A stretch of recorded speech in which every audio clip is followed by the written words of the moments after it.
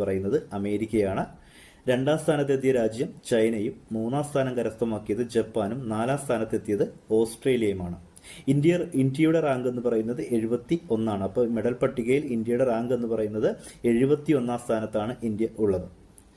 ഈ 1ാം സ്ഥാനം നേടിയ അമേരിക്ക നേടിയ ആകെ ഗോൾഡ് മെഡൽ എന്ന് പറയുന്നത് 40 ഗോൾഡ് മെഡലാണ് അമേരിക്ക കരസ്ഥമാക്കിയത്. അവർക്ക് ലഭിച്ച സിൽവർ മെഡലുകളുടെ എണ്ണം എന്ന് പറയുന്നത് 44ഉം ബ്രോൺസ് മെഡലുകളുടെ എണ്ണം എന്ന് പറയുന്നത് 42മാണ്. അങ്ങനെ ആകെ 126 മെഡലുകൾ 2024 പാരീസ് ഒളിമ്പിക്സിൽ അമേരിക്ക കരസ്ഥമാക്കിയിട്ടുണ്ട്. 2ാം സ്ഥാനത്തുള്ള ചൈനയ്ക്ക് ലഭിച്ച ആകെ മെഡലുകളുടെ എണ്ണം 91ആണ്.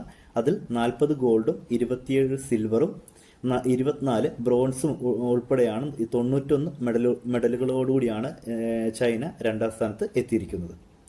3ാം സ്ഥാനത്തുള്ള ജപ്പാൻ ലഭിച്ച ആകെ മെഡലുകളുടെ എണ്ണം എന്ന് പറയുന്നത് 45ആണ്. 20 ഗോൾഡ്,